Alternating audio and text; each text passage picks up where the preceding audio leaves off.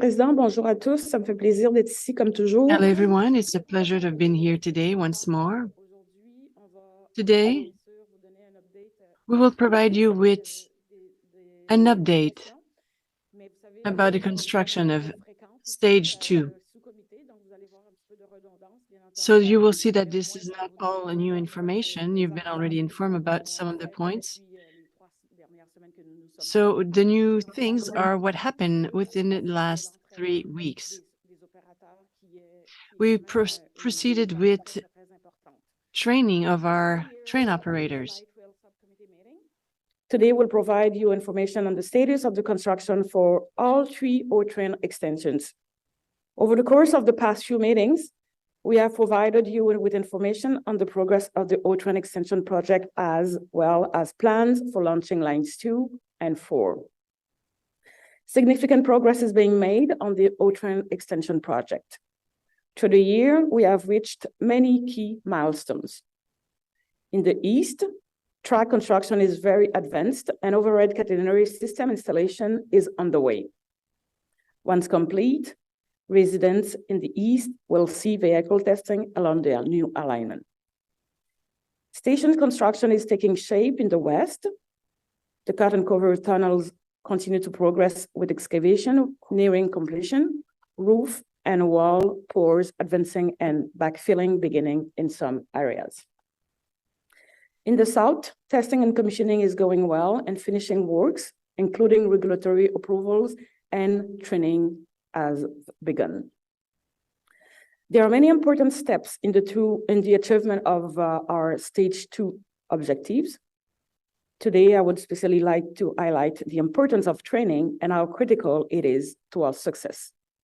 We will provide more information about how seriously we're taking this training and how integral it is to everything we do. Once complete, the O-train extension project will transform the transit system connecting residents in the east, west, and south.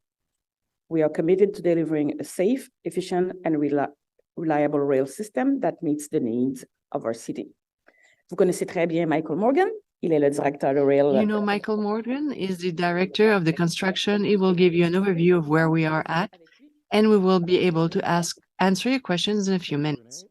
Just a sad bit of news to start with. It's with a heavy heart that I must inform you that Jamie Robinson, Communications Director for East-West Connectors, passed away earlier this month. Jamie was a seasoned professional, was uncompromising in his support for the Stage 2 project. The team first met Jamie when we visited Metrolinx a number of years ago, and we were delighted when he later chose to join the Stage 2 project as part of the East-West Connectors Consortium.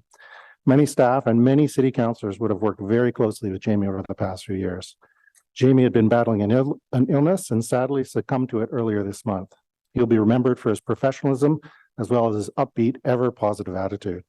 Jamie was also a father and a husband. He is survived by his wife Gina and their 4 children. Our thoughts were with his family at this time. We'll go on to Mr. Morgan, thank you. And on behalf of, I'm sure I speak for all members, thank you for bringing this forward. And again, I speak on behalf of everyone here to extend our condolences and our thanks for his contributions to the project. Thank you. Thank you, Chair. If we go to the next slide, I'll start to take you through the east section.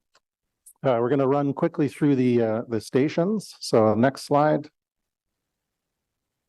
So Montreal Road Station, so very good progress here. The platform's been poured. You see some of the overhead protection canopy on top. You see really the big change that's going to come next year is you see there's a staging area between the station and the highway. So that staging area needs to be given back to the highway. So we need to reinstate proper shoulders and proper merge lanes. And so that work right now is planned for 2024. So we're hoping to give that space back to residents to use on their commutes and to buses to use on their commutes. So next station, next slide, next station, Jeanne d'Arc. So here on the actual Jeanne d'Arc structure, you see they've started the rehabilitation work of the structure to put in the multi-use pathways, to reassign the lanes there. The station itself is progressing very well. The communications buildings and the various buildings are in good shape. You see the other, I would say, detail that maybe is not obvious is the noise wall between the station platform and the highway has been installed. And so these stations where they're on the highway have a noise wall to protect people, customers on the platform from noise and obviously sleet and things coming off the highway, just to make the the experience on the platform a little bit more comfortable. You go to the next slide. So just a look at Place d'Orleans. So coming along very well here. Again, we've given back the lane. There was earlier in the year, the high-speed lane we needed for staging area. We're slowly giving it back, and they are putting together a plan for when they're going to repave the entire highway from Trim to Blair. So that's part of the contract, is to reinstate that, and that will give back the shoulder and make travel through this area a little bit safer. Right now, you see pretty good progress on the station. This does have an escalator which has been installed. They're working at speed at this location. Let's go to the next slide. So again, another shot here, Convent Glen Station, good progress. This is again another location where we had to use part of the high-speed lane to do work on the station. The platform's coming along nicely. This is the location. So on the road, they're not doing any more road work at this time, but they're using a couple of lanes just for staging to work on the construction of the station. Go to the next slide. So Trim Station at the end. So good progress here. You see the bus transfer building on the right-hand side. That's coming together nicely. The park and ride is in decent shape. Obviously, we're still using it primarily for construction. This station is set to get permanent power in the coming days. One of the big changes that we've done over the last, I would say, 6 weeks in the east has been to install all the traction power substations. And so these were big units that came as a single piece that need to be shipped in from Edmonton. And so that required some escorts and things and police support to get the traction power substations delivered. But those are all installed now. And so we can start working to have Hydro Ottawa and Hydro One connect power to those traction power substations. Once that's done, then we'll connect it to the overhead catenary, and then we're off to the races with testing trains. At this point in the east, it looks like we're going to be into January, February, depending on the snow and winter and how much progress they make in installing the catenary system. They may actually choose to wait to early March to start that testing. But at this point, looking very good on the east. The stations, the last number I had, overall completion of the stations was roughly 76%. So doing very well in terms of progress on the stations. Let's go to the next slide. So this is, I just mentioned this. Big focus, obviously, Hydro Ottawa strike, they're all back to work, which is good news. Doing some work with Electrical Safety Authority to get final sign-offs on the connections. So right now, the big focus is about power systems, catenary systems, traction power substations. Go to the next slide. We'll talk about the vehicle impact. So there's no big changes. I would say we still have a lot of kind of interim overnight closures, temporary closures, that type of thing. The biggest impact in the east right now is still on Jeanne d'Arc to the lane closures to be able to rebuild that bridge. If we go to the next slide, just in terms of the timing, still looking at that January, February handover timeline to the city, and then based on that, trial running would be in winter, and then we would open in the spring, assuming everything stays as is today. If we go to the west, on the next slide, so the first shot. So I did skip over one station. I skipped over a few in this section because not a lot of visual progress has been made in the last few weeks. Westboro Station, the contractor is trying to hand that over to their station subcontractor in the coming 6 or 7 weeks, and then you'll see kind of a big crew mobilized there. This is Kitchissippi Station, so this has been handed over to the station contractor. You see kind of the tall walls coming up there out of the ground. The tracks will run in the middle of that station. There is a traction power substation that will go on this location as well. So a lot of activity at Kitchissippi. Go to the next slide, show you a shot of New Orchard Station. And so this is actually, you see where the tunnel widens out to get to the station. You see some of the roof there, so they're starting to backfill and cover. And then a lot of the concrete work now is these fan niches or sump pumps or very specific concrete work that needs to do to accommodate specific structures in the tunnel. So that takes a little bit more effort. When we're just doing a straight tunnel section, we can do that. They're averaging about every 8 to 10 days. They can do a pour of 15 meters. They've got a few of those different pours going on at once, and so they are making good progress. But some of the slower areas are where they need to put in the jet fans for the tunnel ventilation system, put a sump pump for the elevators, that type of stuff. Requires a little bit more attention. If you go to the next slide, I'll just give you a quick overview of the cut and cover tunnel. If you recall from the last meeting, there was 2 areas that were really, I would say, not problematic, but they were kind of the long pole in the tent. One was, this is called our zone 12. So you see that intersection. So that is right over the West Nepean collector. And so it's a very sensitive area. where we want to make sure we didn't do any damage to city infrastructure. So they're now done excavation of the tunnel through this area. There's a little bit more to do for a utility, but otherwise we're able to successfully excavate over the West Nepean collector. We started some of the concrete work and they're making good progress through this area. So you can kind of see in the distance, it's already covered up. They've backfilled on the tunnel that's off back towards the parkway. So they are starting to backfill in a number of areas. If you go to the next section, so this is the other end of again, the two areas are really where we cross into Byron Linear Park. So this is the other end of the tunnel alignment. Again, excavation is complete through this area. So recently we've gotten some questions about when all the rock breaking through this area is going to be finished. So it is now finished. And so we are onto full tunnel construction in this area. So the plan is to try as much as possible to get this closed up over the coming months. Right now, the enclosed tunnel structure is going to be 2.2 kilometers long, and we've completed 1.6 kilometers of it. So there's about 600 meters to go. They're making decent progress now. They probably pour between 30 and 45 meters of tunnel per week. So we're looking for wrapping up the tunnel pouring and construction early in the spring, and then they can get inside and start retrofitting with all of the cabling and fans and rail systems. So that's very good progress. If we go to the next slide, another shot of Lincoln Field Station. So again, the permanent or the current bus loop on the right, the permanent bus loop up on the left, the station through the middle. So very good progress here. This is probably one of the most advanced stations. It's on the west. It's probably over 90% complete. So they're making very good progress there. Next to Iris. So this is, again, the very complex site. You see the creek on the left that we've kind of redirected. You see on the far left, there's still the bus detour in place or a roadway for access. The bus loops around to get onto Iris. And so we're trying to figure out the timing of when to take this transitway section out because it is actually very close to the guideway. There may be a need to put these buses on detour earlier in the program than we had originally planned, just to give us access and to make sure that we can kind of reinstate that area without having any problems with the train system. So we jump over to Queensview Station. So Queensview Station, so the pedestrian bridge across over to the Baxter building on the other side.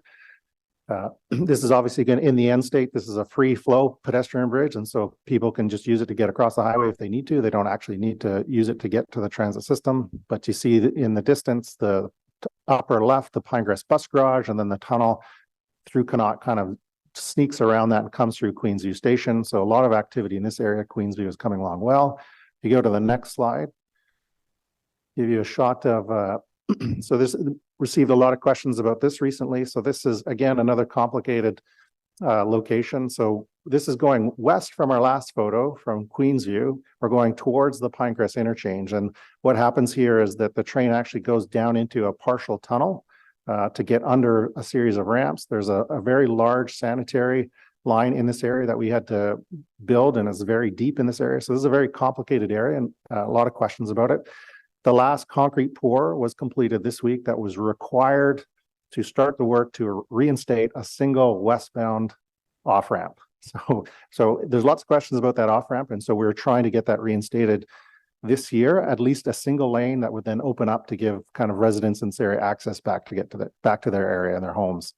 Still some risk with that. The weather the last few days has been phenomenal, so that helps us a lot with these concrete pours. Some risk still, but we're tracking for late December to get that opened up to be able to kind of open up that off ramp. So it'd be very good news for the community. Next slide shows a similar photo, just a bit of a closer up diagram of the work. And so you can't actually, it's difficult to make out here, but the guideway for the train is actually under this section right here. So it's going to be kind of a partially open tunnel to allow air to circulate through that area that allows us to avoid the need for tunnel ventilation system.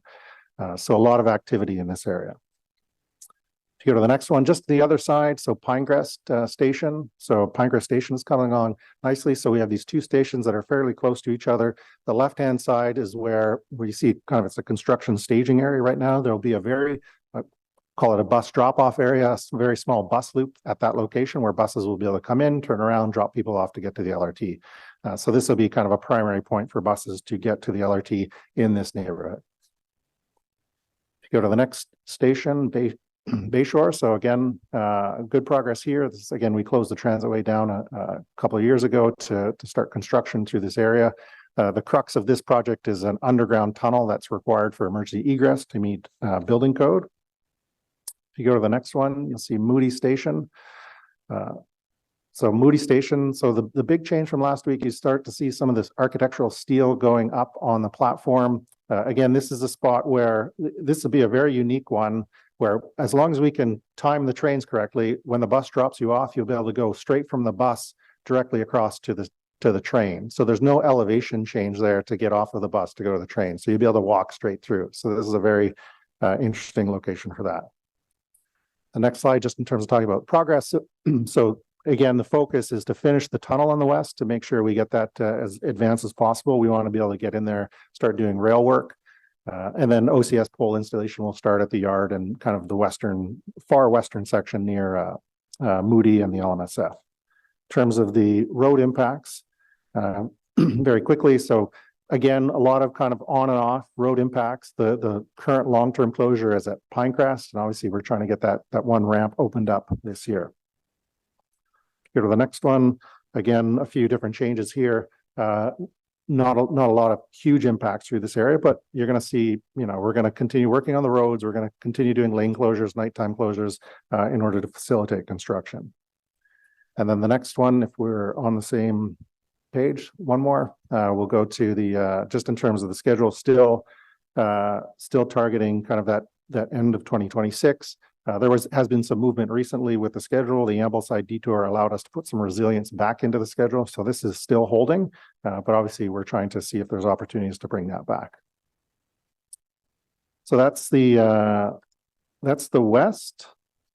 So now I'll give you a rundown on Trillium Line. So in Trillium Line, I've included photos for all of the stations just so that you get a good sense of where we are. Some of these haven't changed too much since the last month, but it is give you a good sense of the progress that's being made. So Bayview Station, again, on the left-hand side of the photo, they have been doing a lot of work on the finishing and the access. And so the concrete pads and the access have been paved. Everything that you see kind of in the foreground of this photo, that's all really construction staging. And so that will all be cleaned up and taken out of there. There's no huge impacts there. They are trying to get the pedestrian bridge closed in before winter, just so that they can continue working on lights and things over the winter. Next at Corso Italia, the big change here you see in the distance there, obviously, exciting news for the community with OCH and their project breaking ground, a lot of activity.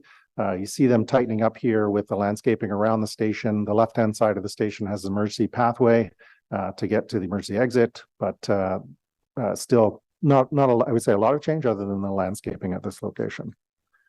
Go to Dow's Lake.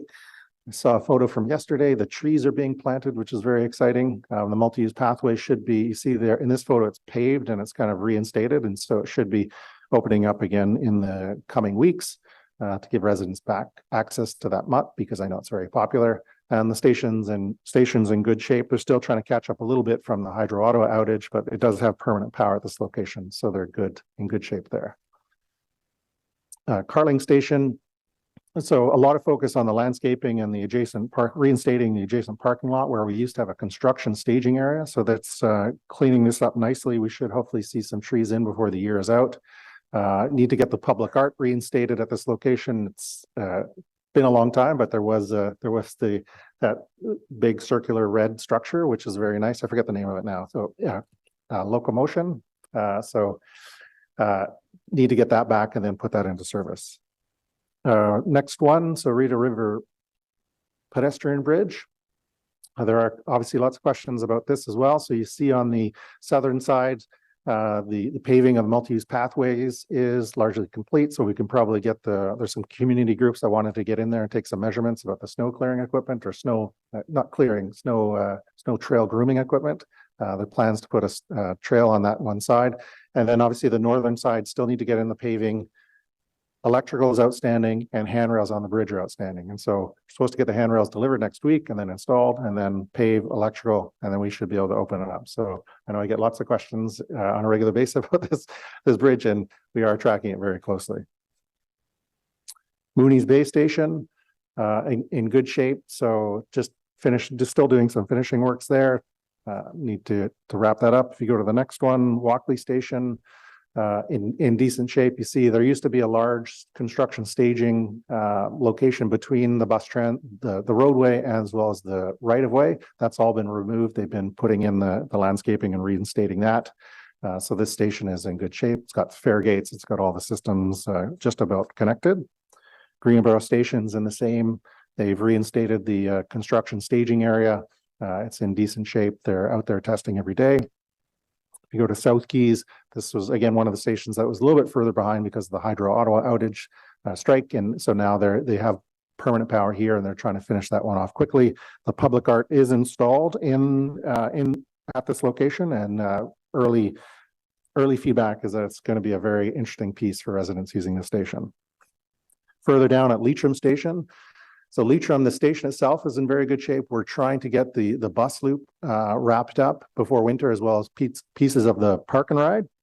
You see the concrete pads there for the bus drop-off areas is largely in place. We're trying to get paving organized. The bus operator building just to the left is in good shape. So this location is doing pretty well. If you kind of a bird's eye view on the next slide gives you a sense of how much progress has been made. So the bus loop, again, very good shape. And then in the foreground, that's where all the future parking spots are going to be. And so still aiming to get as much done as possible. You start to see the parking facility come out of the ground there a little bit with all the curbs in place.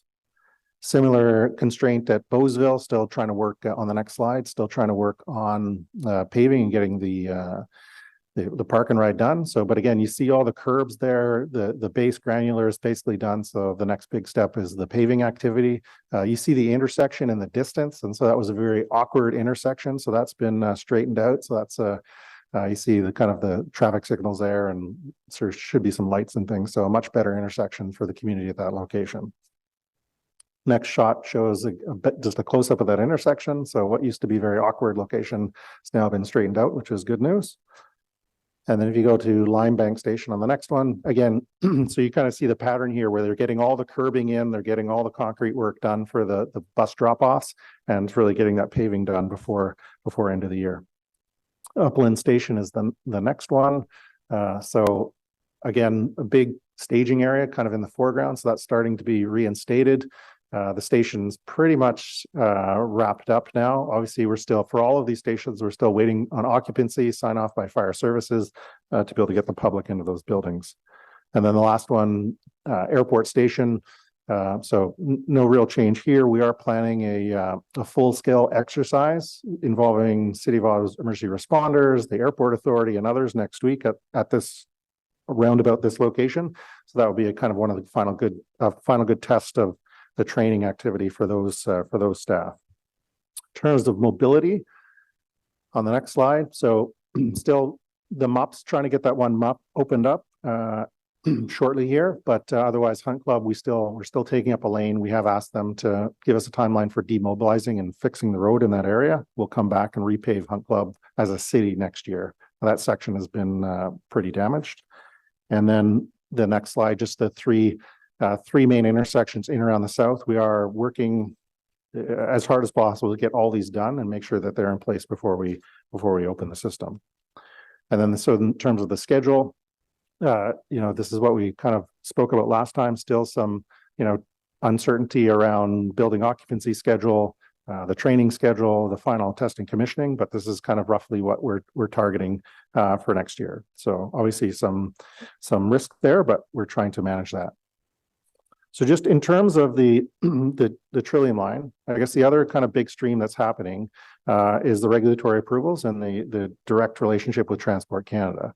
And so because it is a federally regulated railroad, it's all third-party approvals for a lot of the things we need to do. So if you go to the next slide, we've had a team that's been working with Transport Canada since about 2017. So that's a series of inspectors come out to kick the tires on the train and see the new train when it was delivered. If you go to the next slide, just kind of a sense of what we've been doing.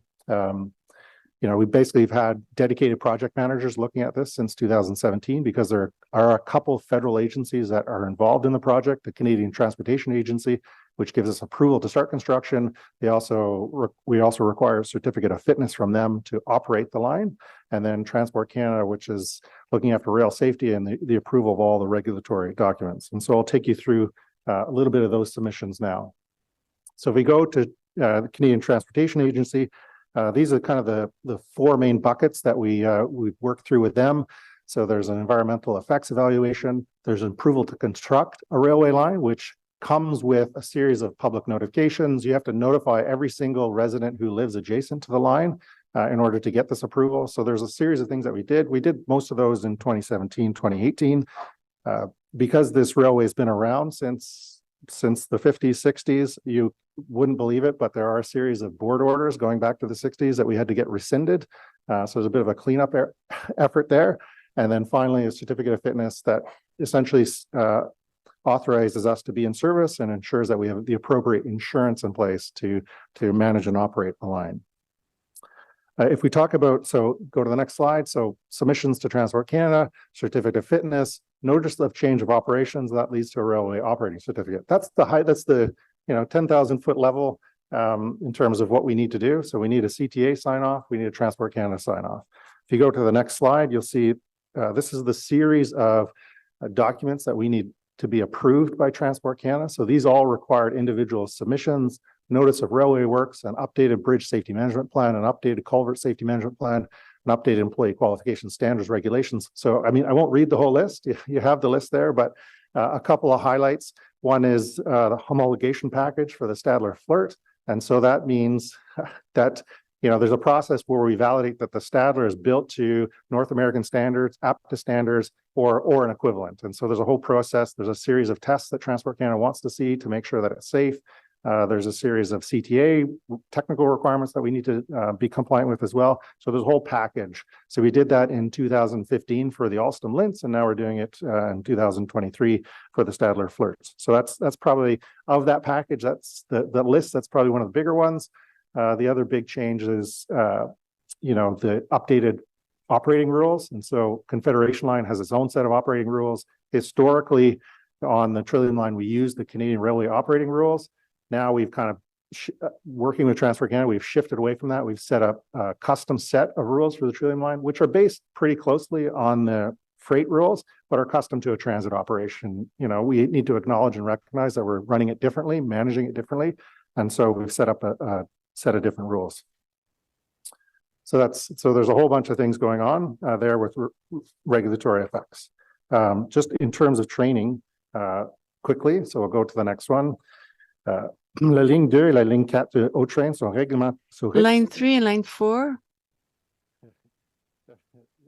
I had the wrong side of the page.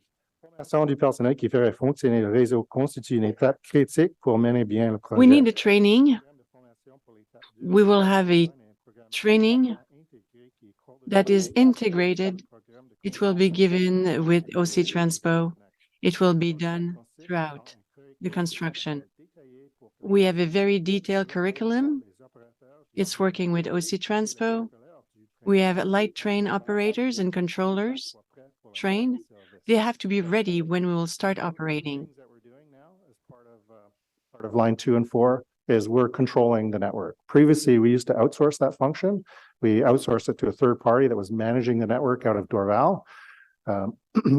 We took the decision a few years ago to bring the controller training, the controller function in-house so that we can have, similar to how we operate the Confederation Line, the controllers have access to all the cameras, they have access to all the security systems, all the SCADA systems on the train network, but equally, they're in the same room as our special constables unit. They're in the same room as our bus operations. They're in the same room as our paratransport dispatchers. So if there's any assistance or any need for anything on the transit network, they're right there. Previously, it was like a difficult phone call, this awkward coordination to Dorval. Now they're all in the room together.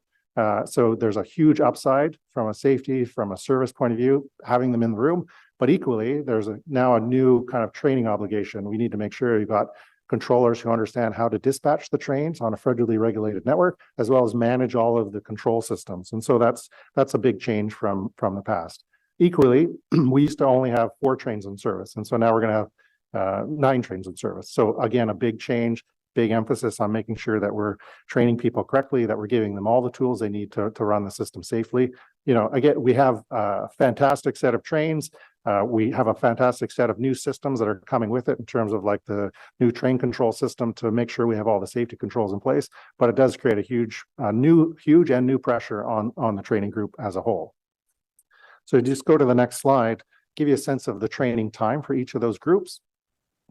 So for rail operator instructors, so 120 hours. We're trying to train 9 instructors. So it's 120 hours on the tracks on a completed system.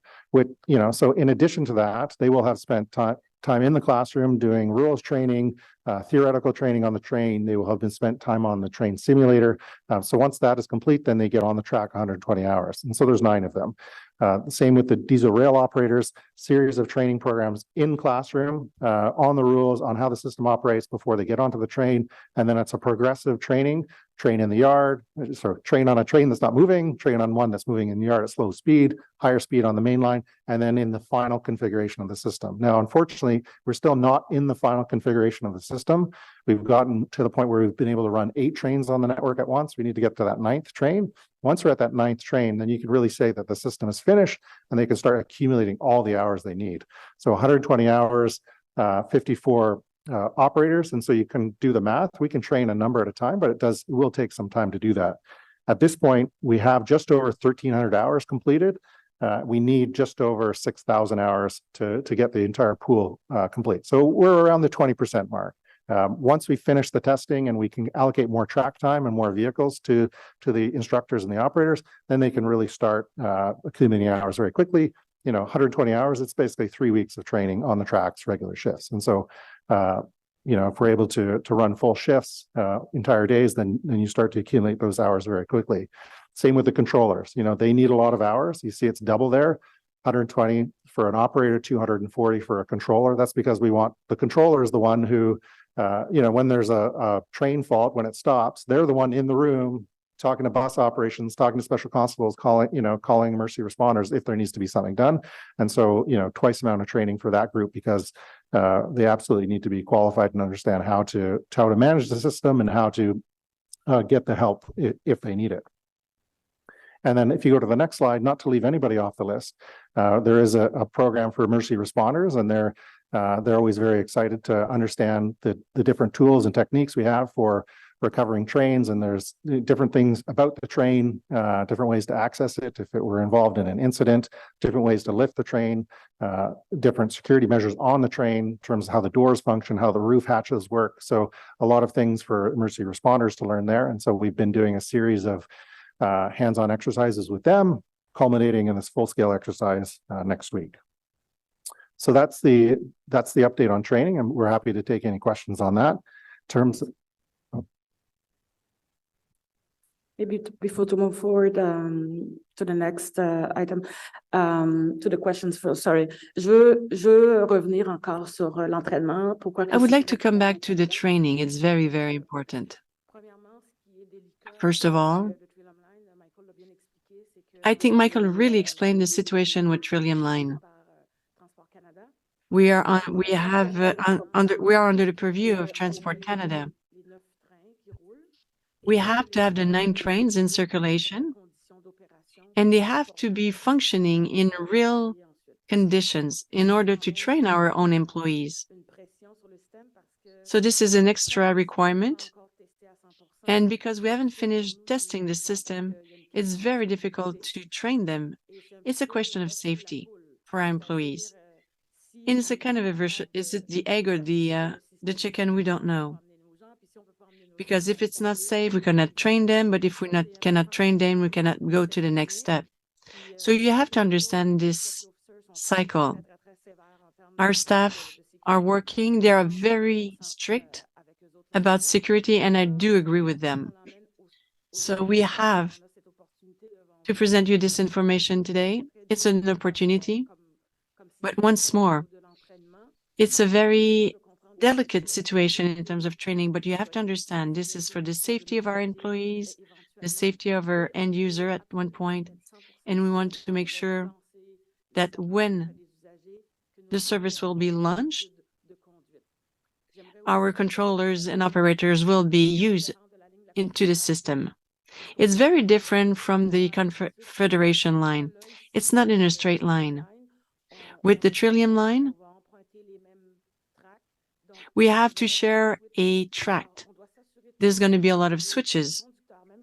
We have to make sure that even if the operator received the green light from the control room, it's the operator that decides what he has to do.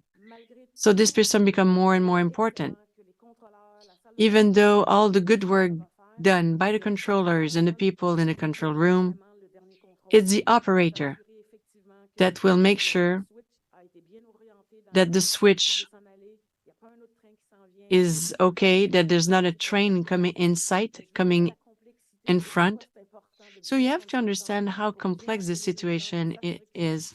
We have to really train them well.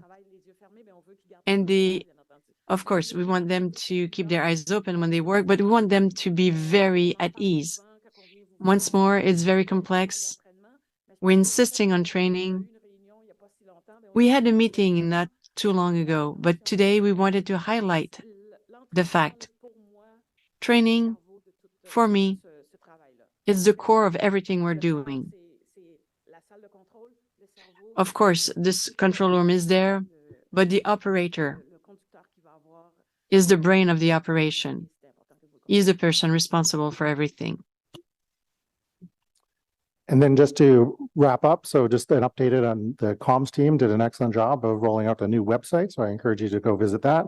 And then the usual ways, I think we've shared this last slide a number of times on how to get in touch with us if you have any questions. So with that, we're happy to take questions about the report and the presentation.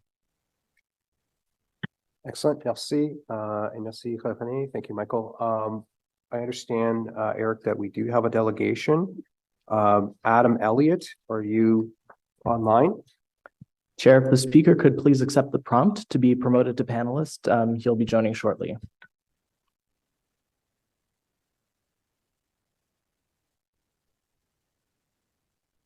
Hi, Adam. Can you hear me? Yes, I can hear you. Can you hear me? I can, Adam.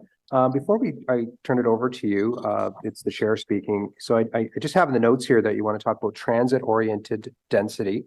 I don't know what your presentation is. I don't know what your comments are. Normally under our rules of procedure for delegations is that you confine your remarks to the item that is before us. So we're getting a construction update, and I'm sure we'll get questions from members on the status of the project and various pieces of that, and as well as the impacts of the construction, such as traffic and that kind of thing. Normally chairs show a lot of latitude, and I'm willing to do that. We don't get a lot of delegations here, but I'd ask you to confine your comments to what we just heard.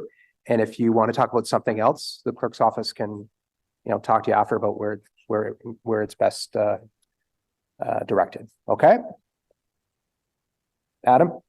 Yes, absolutely. Yeah, I just turn on my video so you can see me if I'm going to see you guys. Okay, Adam. Hi. Go ahead. So yeah, I appreciate the introduction and just the rundown there. First of all, hello, bonjour, and good morning, everyone. Thank you just very much for the opportunity to speak here today. In reference to your comments of focusing specifically on the construction, I guess my question and just my maybe concern I have is just as I watch the LRT stations, especially in the West End, because I'm a West End Ottawa kid, born and raised. As I watch the stations kind of construction to the west, I am concerned just about the lack of density around those stations and just the lack of construction and development that I would have hoped would have been in progress now. Like when I look at the Moody stations of the world, with lots of open space around it, and just a lot of the stations, even in the photos of that presentation, there's a lot of low density single family homes, and truly I think I'm the perfect candidate. I'm a real public transit kind of nerd, despite my background growing up in CARP. I just am, I guess, a little disappointed, or just wondering when, as a resident in the West End, when we can see more kind of that urban intensification and density start to build in around those stations that we see the great construction on, and it's really honestly quite exciting to see. So I'll cut it there. I don't want to waste everyone's time, but that was my overall question and concern. And thank you all very much for the time. Okay, that's fair, and I appreciate your feedback, as does I'm sure all the committee members. I know that as a city council, we're working very hard under the leadership of Councillor Leeper and the mayor to move forward on an official plan, which involves approving a density around our stations. I share your view. When you see some of the pictures, you know that several years down the road, potentially, it's not going to look like that. We're going to see development, and you've got the Walkley station I was looking at there. You've got some developments that's gone in prior to that because we had a station in my own ward. We have the Line Bank station, and the development community's really been waiting for the line to be operational there. You saw in the Chapman Mills area, Barhaven, where we canceled the train and we had this empty corridor and build up around it. It just is not the way of, probably not the best way to sequence it. So I do think you will see some considerable development in a lot of these areas over time, and that's why we're doing this project. So again, thanks for participating today, and tune in to some of the other committees where I'm pretty sure you'll see some of the items that you're talking about today. Okay, any questions for this delegation just on the substance of today's presentation? Seeing none, thanks again, Adam. Turn to committee members first for questions to staff. Councillor Leeper. Thanks. Just one question this month, which is I noticed one of the regulatory approvals is for the hot bearing detection. How are we proposing to do hot bearing detection on line 2? And are there technologies that we can transfer over to line 1, 3, and 4, or whatever the numbers are? Mr. Chair, the axle and the bearing setup on the line 2 trains is completely different than on the Confederation line. So there is, some additional, I would say, opportunity to measure the temperature of the bearings using a wayside monitoring solution. Now, that being said, we have already had one vendor who said they couldn't do it, who came to site and declined to submit a solution because it's still difficult. It's not an easy thing. Sorry, on the Stadler trains or on the yeah. So we've had one vendor in terms of a wayside solution decline to participate in the procurement because they didn't think it would be possible. So we do have a vendor on board now who believes they have a solution that will work, subject to testing. It is a complex piece of technology to get right. And so we're looking at putting that in place next summer. There'll be some interim mitigations before then, but we're working to put something in place. If there's anything to be gleaned or learned from that, we'll certainly, apply that if we can to the Confed line. But at this point, we still have some hurdles to overcome just finding a solution that works for the Trillium line. Can you describe more in depth the solution that you'll be testing? It'll be like a wayside laser-based solution that has a series of scanners that try to scan a specific location of the axle as the train passes over that location. So it needs to do it at speed. The scanners need to be able to kind of detect a quite narrow zone on the axle to see if there's an issue with the journal bearings.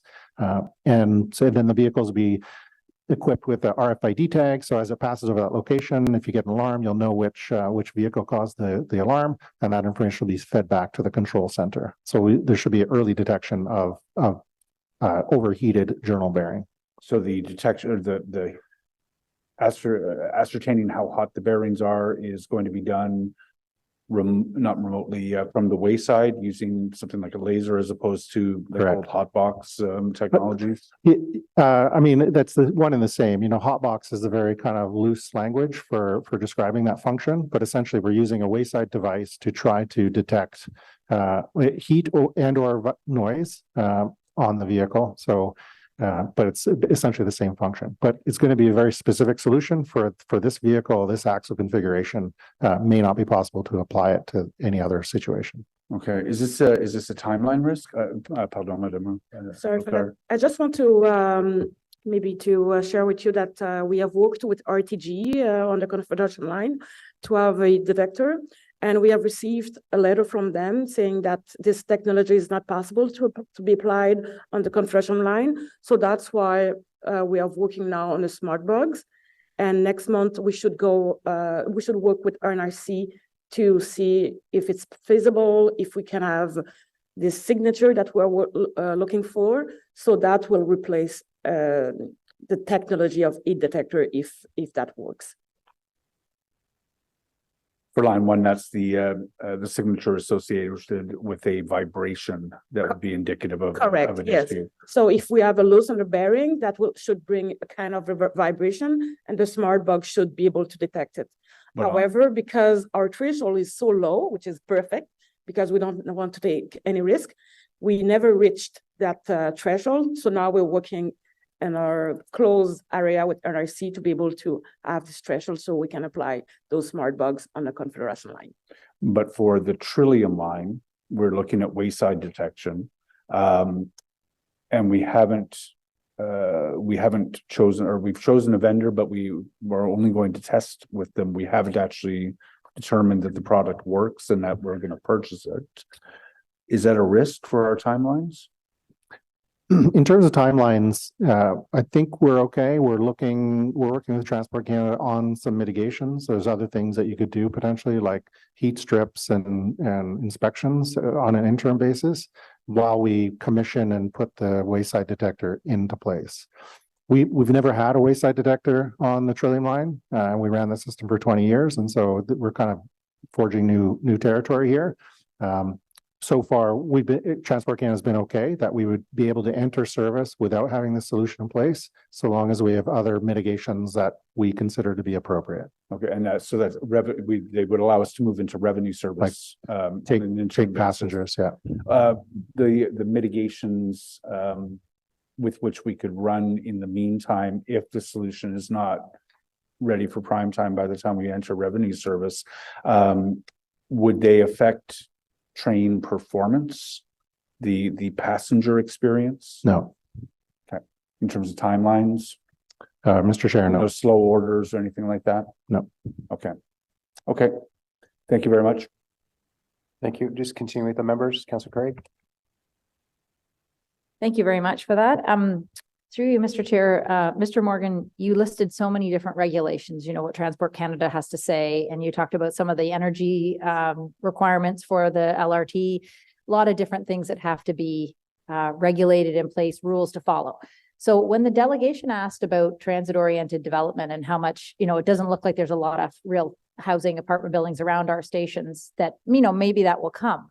But would there be things that would prevent that from happening? Because you think about, we talked about it at another committee recently, sanitary sewers, stormwater, and then all the things that you list. Would there be things when Councillor Leeper goes to planning committee, brings to planning committee the zoning review that Councillor DeRoche talked about? Will there be a list of things to say why we can't have certain developments in front of transit stations and areas? So, Mr. Chair, currently there is a set of proximity guidelines that are used to dictate what you can do in and around basically any light rail system. Currently, it's only for Confed Line Stage 1. We are looking at updating that proximity guideline through the Planning Committee in the coming months to include all of Stage 2, Stage 3. That provides some guidance in terms of how you build in and around a station. Obviously, you know, utility impacts, other conflicts, other different things get in the way. The biggest challenge, I think, is building over the light rail system, but we've been very successful in building adjacent to the light rail system.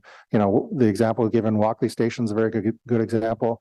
If you go along Richmond Road, there's towers that have gone up since we started construction. Obviously, the big approval of a set of towers over by Lincoln Field Station. There's absolutely density coming to these locations. So I don't think there should be a concern there. Moody is its own kind of interesting location because it's a transfer location for the Canada buses. And so it's more of a transfer as opposed to a densification. But certainly by Bayshore, you know, you can go all along the line and you can track the development applications in for buildings near, adjacent to, connected to the train. And there are lots. Mr. Chair, I will just make my obnoxious comment that, you know, Canada's already built 9 buildings and 3 hotels before the Terry Fox station. We just don't have the station, but we're all set. I'm sure we take note of that. Speaking of the Walkley station, Councillor Barkington. Thanks, Chair. Beautiful River Ward. Very happy with the Trillium line and the progress, and we can't wait for it to open. So I have a number of questions relating to the Trillium line, if I may.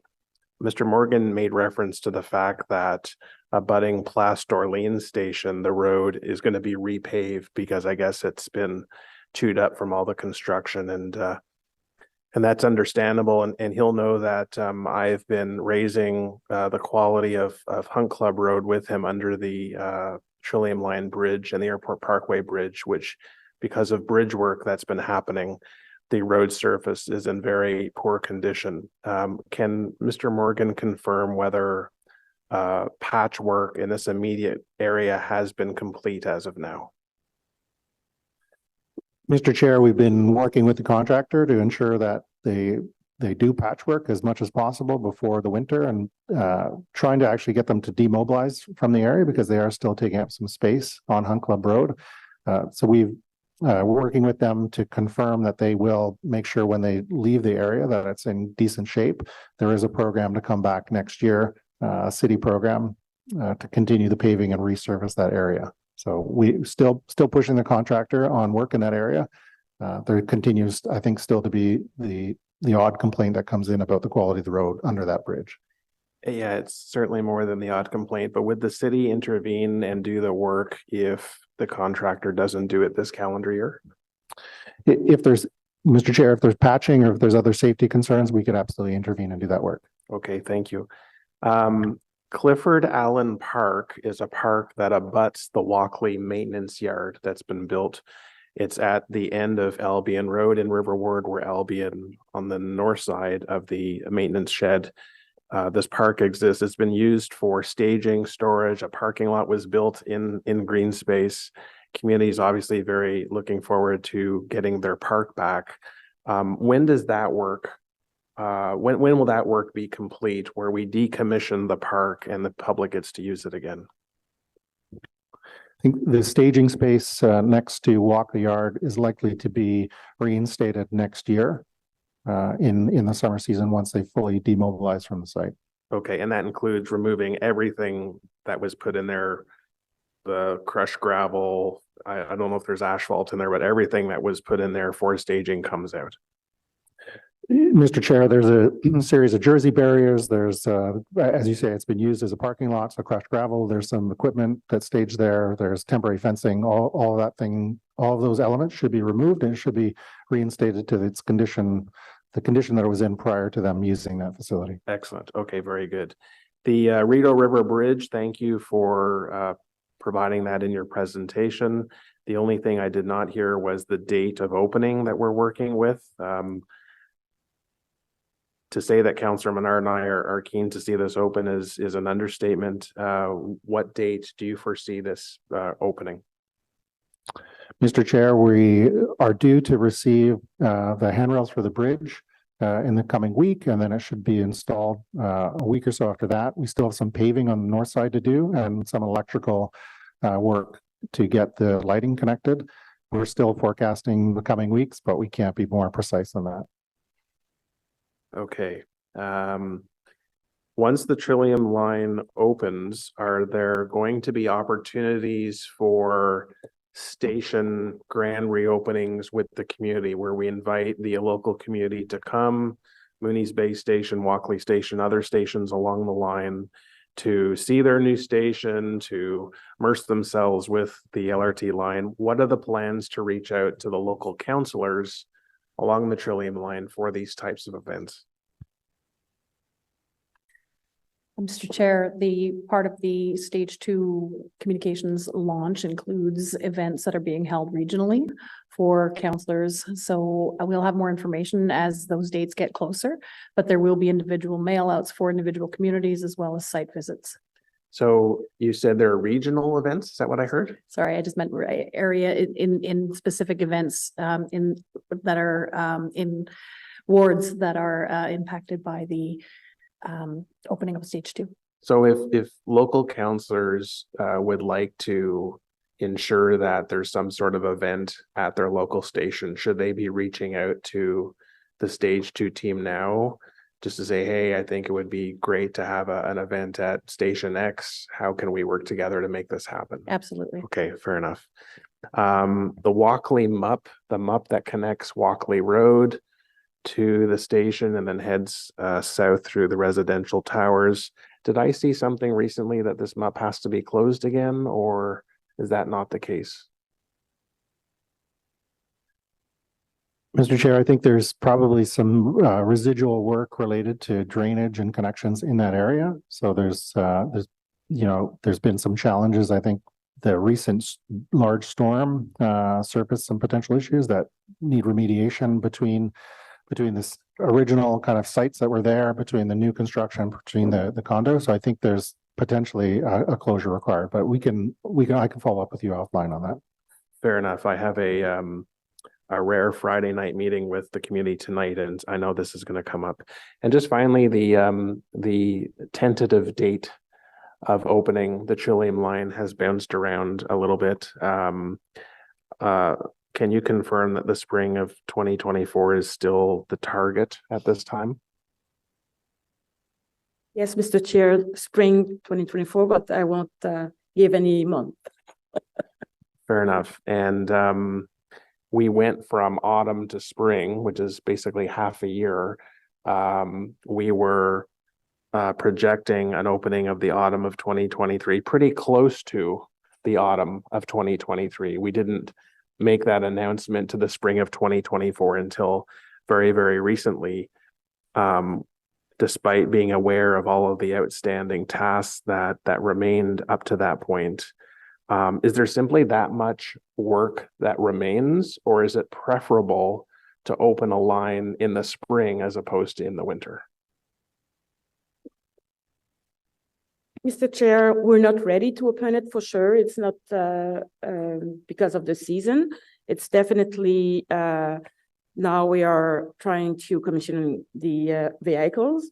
Mm-hmm. And it's a tough run. And as I said previously, it's very, very important to make sure that everything's okay before to move forward to the training, etc. So we still have a lot of job to do. And on last, I think it was the last committee meeting, we brought a lot of details to explain why we believe that it's a good thing to postpone the opening of this line on next spring. We can walk you through. I know that you couldn't be there, but we can have a session separately with you if you would like to, and you will understand why we won't be able to open it this year. Sure, I appreciate that. As someone who has taken the Trillium line since the first day it opened, when I used to work at Tunney's Pasture, I can say that I and those who used to ride the line and those that we are now going to attract to take this line are very keen to see this open. So we look forward to the spring of 2024 when all of council can come out and celebrate the grand reopening of this line. Thank you.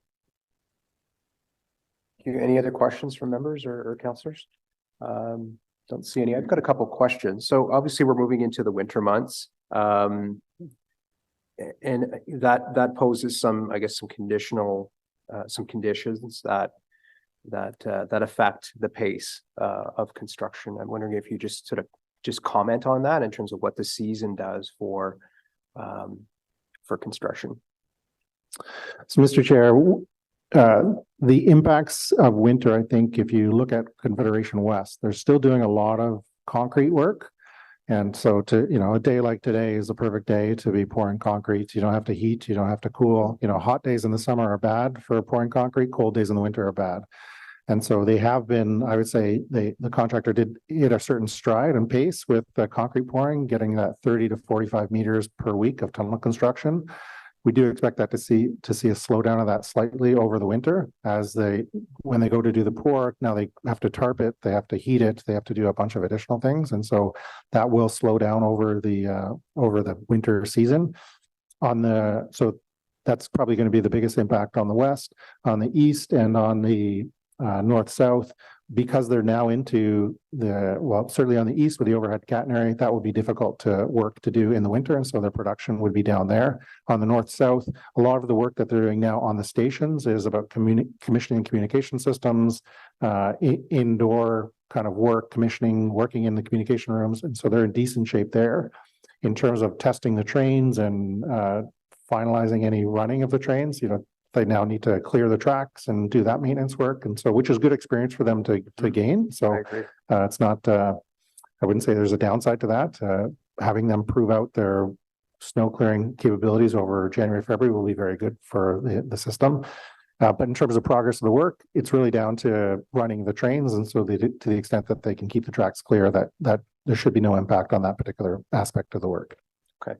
And I suspect that the oversight that we provide of the contractor is that if there are things that shouldn't be done because of extreme temperatures or environmental conditions, that it wouldn't be done. Like you said, there's some things that are just standard practices. You can't do it in the wintertime, but there's other elements of the project that if it's not the right time to do it, that we factor that in.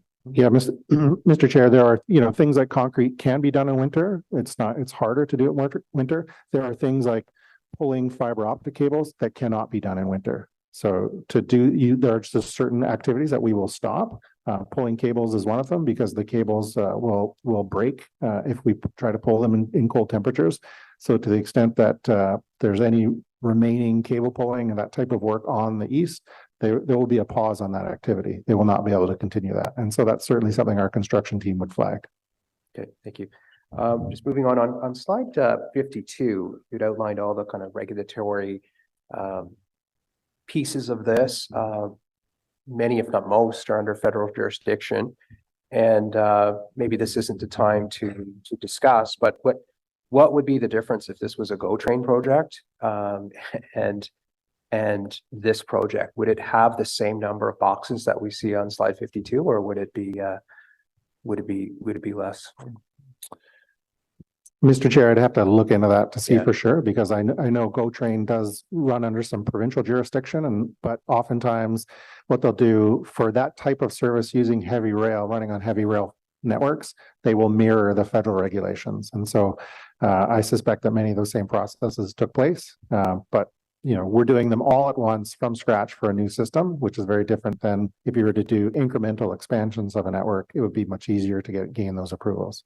Yeah, and at the end of the day, it is what it is, and your focus is on completing this project in a responsible way. But maybe the day will come when we look at what are potentially some disadvantages of being under federal jurisdiction. And again, I don't think passengers would hesitate to get on the GO Train versus getting on the O Train. So that's perhaps a conversation for another day. But obviously, slide 52 shows there's a lot of approvals at the regulatory level that we're hoping that there'll be some swift and sound decisions there so that the project can move forward. Lastly, just on the public, the last slide, I continue to get questions from the public. I'm sure councillors do. I think we're doing a very good job to show the progress of the project and to connect with the community. So I'll just use this opportunity to urge people to plug into the various plug points that we have to follow the project as it goes forward and get some of the very detailed information that we're sending out to the public. I think we're definitely bending over backwards to get the word out in terms of how things are going and what to expect as we move forward into this, especially the Trillium line leading up to the springtime. So thank you for that. I don't have any other people on the list for questions. So the report recommendation is that the Light Rail Subcommittee receive this report for information. Is that received? Received. Item 5, there's no in-camera items. Item 6, I'm not aware of any notice of motions. Item 7, I'm not aware of any inquiry. Item 8, I'm not aware of any other business. Before we move to adjournment, we have tentatively set a meeting for December 2023. We won't be meeting in November.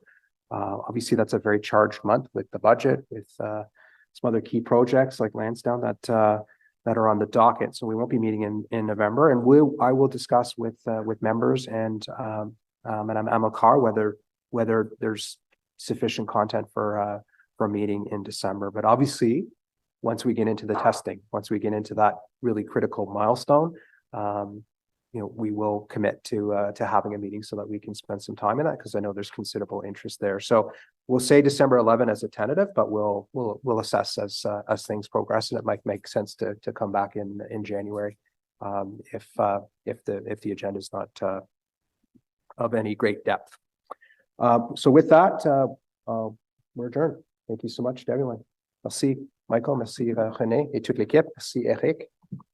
Thank you, Chair. Thank you, everyone. Thank you to the whole team.